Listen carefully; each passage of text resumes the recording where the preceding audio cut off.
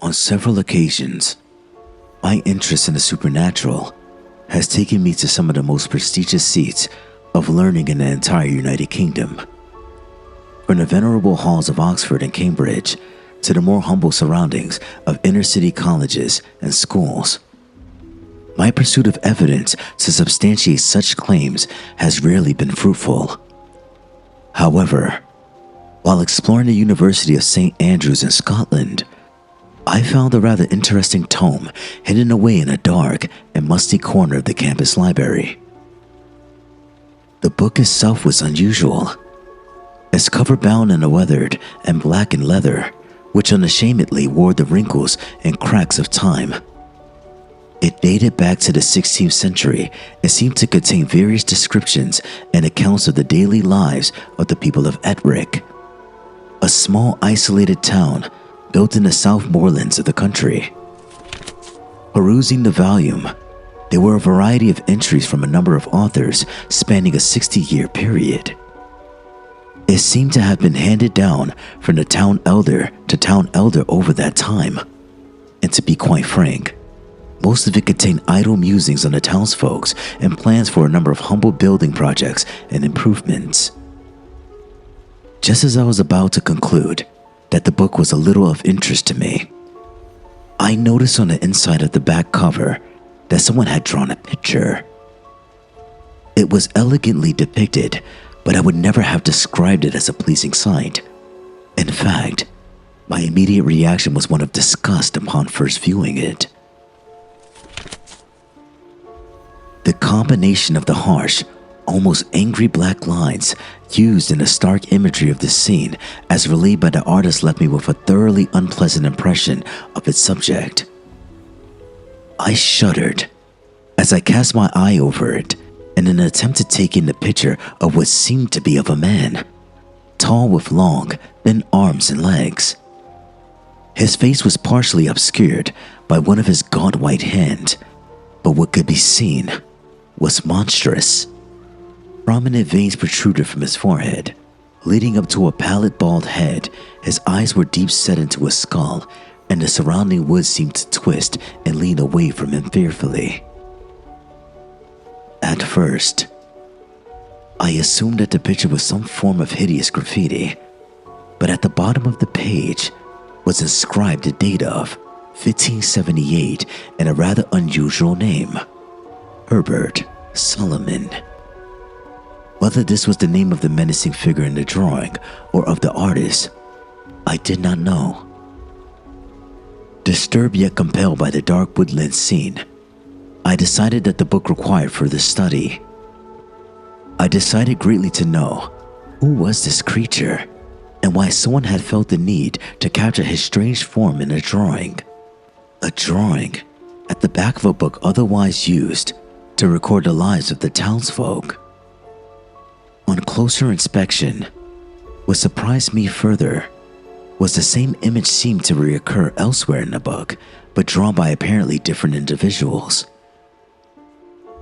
Within the book, I found numerous mentions of Herbert Solomon, and it became clear quickly that he was indeed the emaciated man in the picture. He had lived in the 16th century on the outskirts of Ettrick town. It was a small and underdeveloped place, surrounded on all sides by the thick cover of Ettrick Forest, which itself sat in the midst of a vast region of southern moorland. The town had a small parish church with one humble steeple, an inn normally used by those traveling through the unforgiving countryside, and quaint cobble streets which wound their way around the stone cottages and town hall. According to the descriptions in the book, during the December of 1577, children began to disappear from the town. The first was a young girl by the name of Alana Sutherland. She had been playing with some friends by an old well on the outskirts of the town, but had dropped a small toy doll down it accidentally, which had caused her much distress. Unable to retrieve it, she returned home to borrow some string and an old hook in the hopes of being able to fish the doll out of the water below. She was last seen walking towards the well just as the sun set. In a panic, the townsfolk searched, They dredged the well, they combed the wheat fields, and even sent several groups of those willing into the surrounding woods. The girl was not found. A few days later, a young boy by the name of Eric Kennedy was running an errand for his grandmother. It was dark, but he had only to take some wool over to the Monroe place as a way of saying thanks for the grains they had provided, and they lived but only a few streets away. It was assumed that at least the center of town would be safe, but the boy never completed his errand. He vanished as if he were torn from existence. By the end of January, an unusually bitter winter had caused significant damage to the town and its people. Large thick sheets of ice and snow covered each house and building. Several people died from the cold alone, and the general mood of Ettrick Town was a somber one. Despite these trying times, the townspeople were more concerned with the safety of their offspring. In total, 7 children had now disappeared without rhyme or reason. Whole families wept in despair, and the people of Ettrick began to view one another suspiciously. They knew the truth.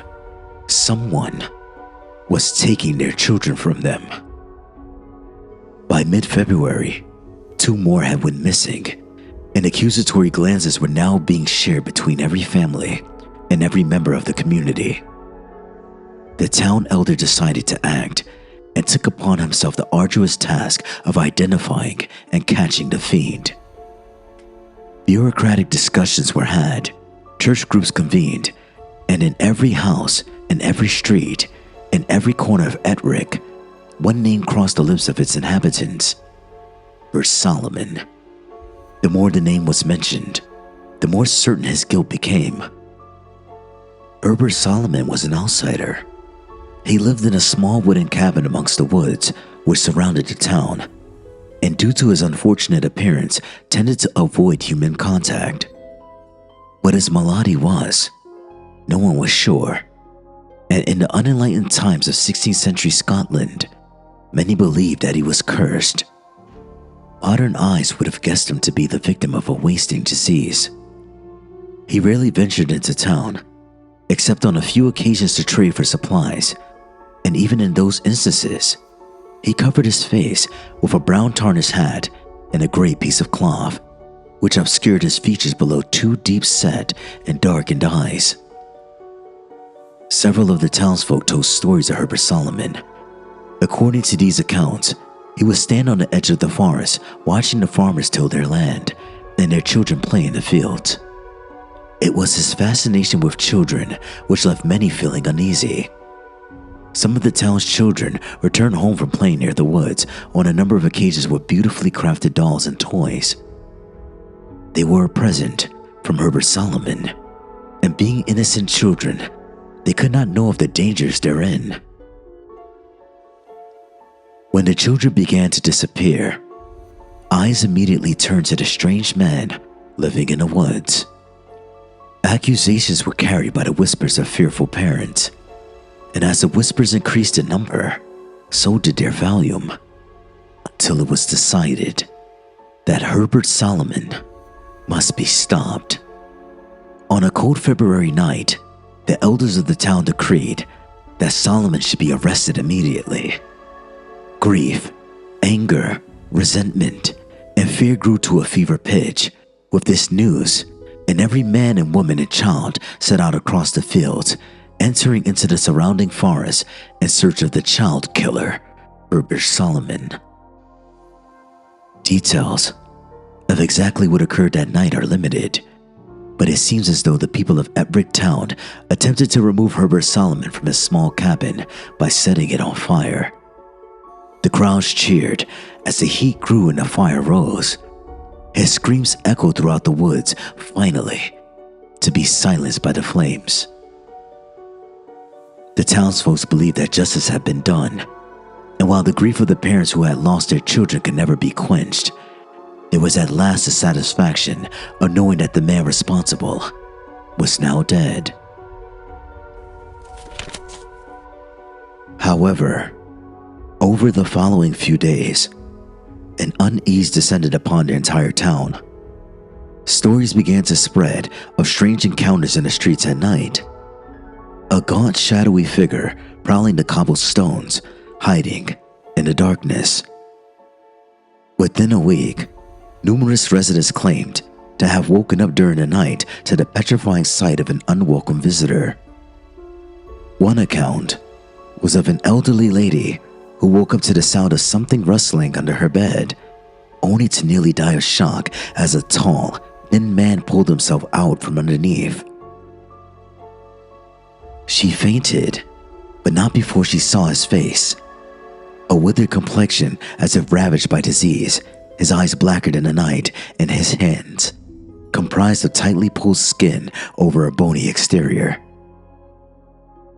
Another story consisted of a local tradesman who, while investigating a noise from his cellar, was confronted by a hideous figure so tall and gaunt that it had to hunch over to avoid the low ceiling entirely. Its sheet-white face flickering in the candlelight. The man managed to escape, but he refused to re-enter his premises. It became clear to the townspeople that the vengeful ghost of Herbert Solomon was still searching for other victims beyond the grave. His hate in hideous form haunting the town which murdered him. With each passing day, the sightings grew in intensity and number. A fog descended on the town, and the people wept and grieved as the sound of Herbert Solomon terrorized each person, night by night. He was seen wandering amongst the wheat fields, in the cellars, and lofts of cottage houses, his long gaping footsteps ringing out each night through the streets of Ettrick Town. They had been cursed. In life, Herbert Solomon had taken and murdered their children, and now in death, he seemed to possess the twisted means to terrorize the entire town. Then, the unthinkable happened. Another child went missing. A young orphan girl who often wandered the streets when she could not find a place to call home for the night was heard screaming for her life. The townsfolk rushed to their windows, looking out but not daring to leave the imaginary safety of their houses, paralyzed by fear. The screaming ceased quickly, and moments later, wandering aimlessly out of the fog, came the menacing figure of Herbert Solomon. He rushed down the street, his lifeless arms bashing against the houses which he passed, scraping the doors and windows with his rigid fingers, emitting an unnatural yell of anger and hatred on his way. The girl was gone, and the town grieved once more. The preceding days, the fog grew denser, and with it came the unwelcome news of 2 more children taken. One, a girl whom, after having a raging argument with her family, left the house never to be seen again. The other, a boy named Matthew, the son of a notable drunk, who was taken from his own bed by the hands of Solomon while the father lay unconscious from drink. During a church service, the unthinkable happened. Solomon appeared briefly in the aisles of the church, seemingly unaffected by the consecrated ground. The congregation whimpered in horror and disdain as his warped, spindly form walked slowly behind a pillar and then vanished. It was indeed a show of influence. Hope was almost lost. Not even a place of worship could deny him.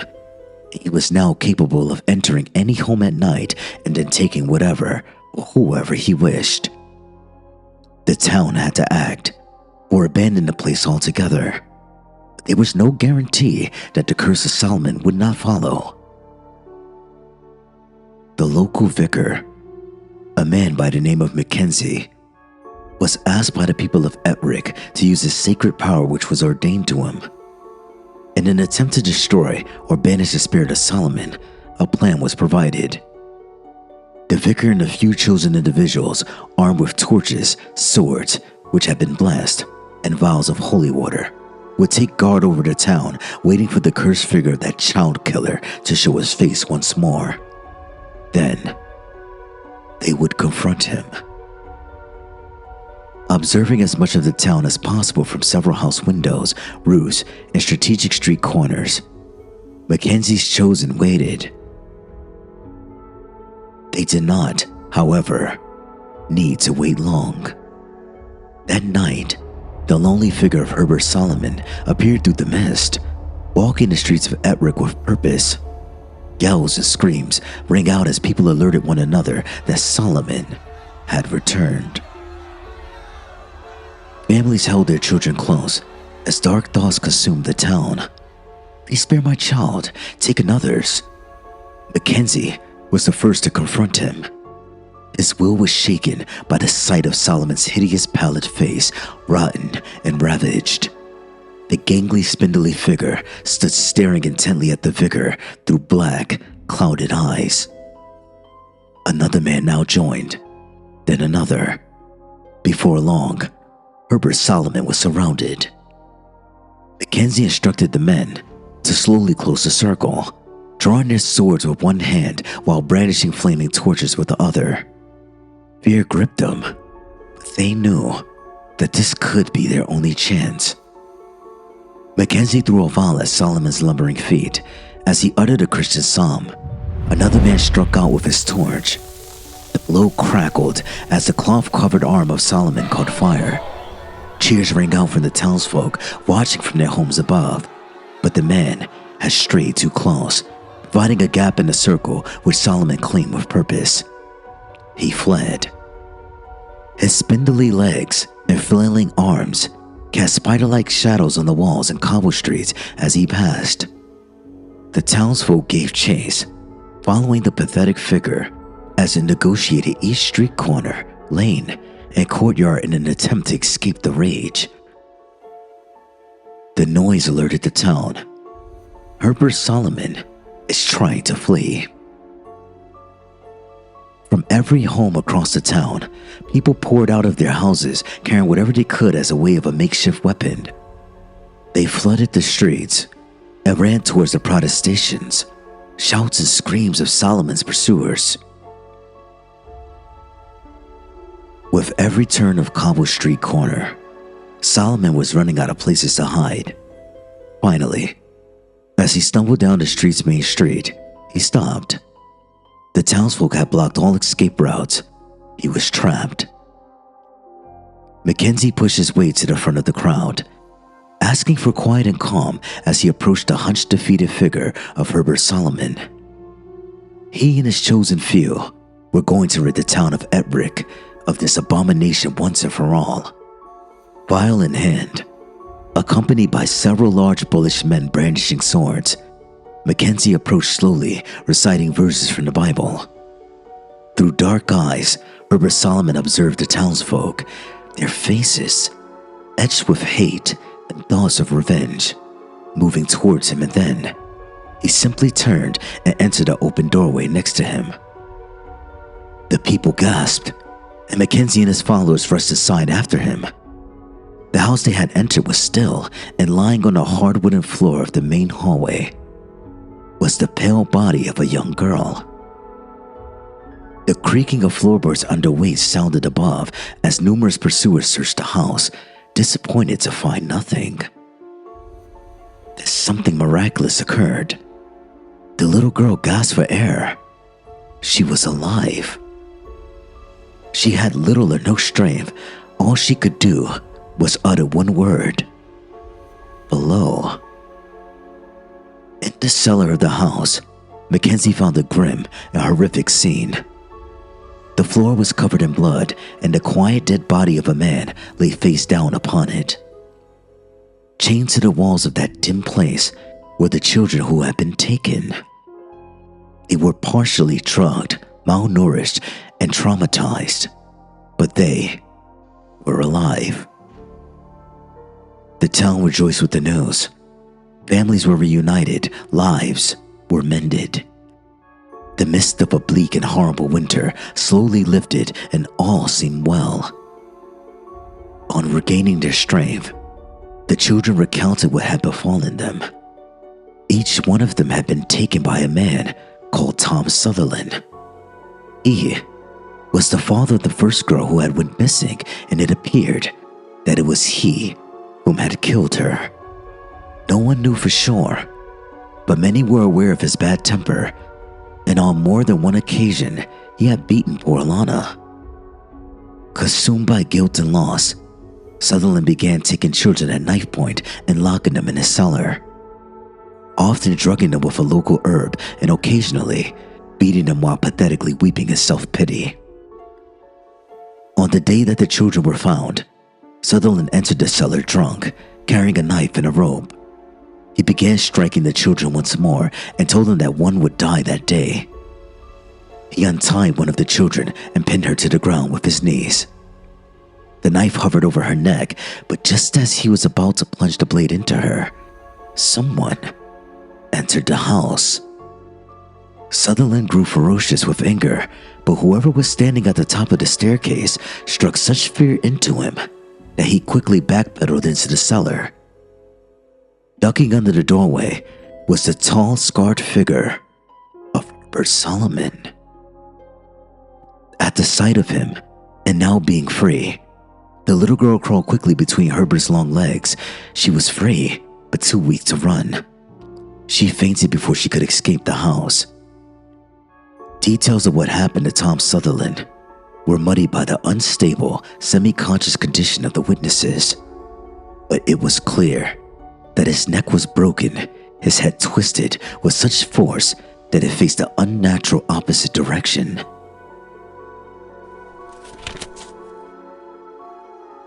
There were various accounts of subsequent glimpses of Herbert Solomon, and some of the children claimed to find beautifully crafted dolls and toys on occasion sitting at the edge of the woods.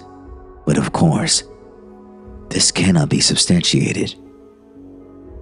Indeed, I would have said that the entire story could not be substantiated if it were not for the events which I experienced several months after reading that old book in the depths of St. Andrews University.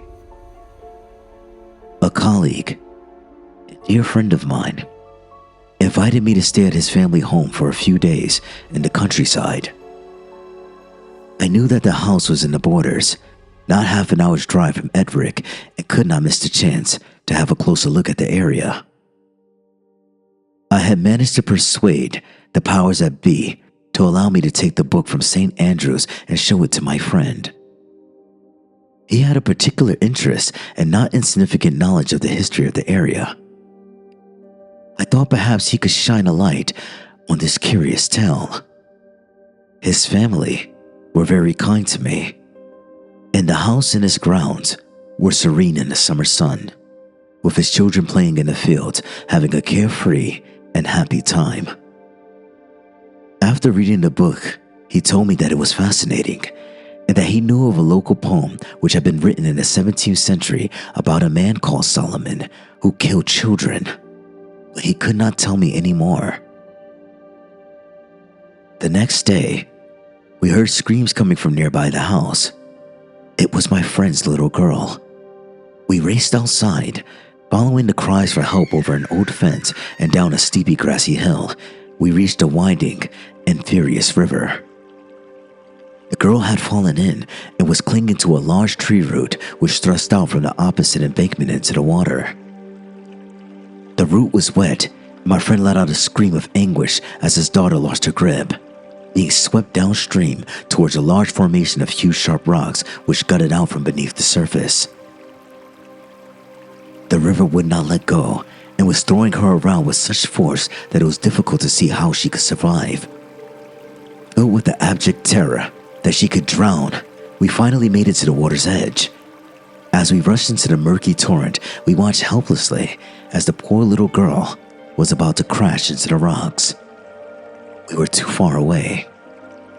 Suddenly, our attention was grabbed by the cracks and creaks of a tall, gaunt figure at the other side of the river, rushing out of the woods at tremendous speed on the opposite bank. With one swift motion, A thin, bony hand plunged into the violent water, prevailing against the immense currents, finally pulling the young girl to safety. She was alive.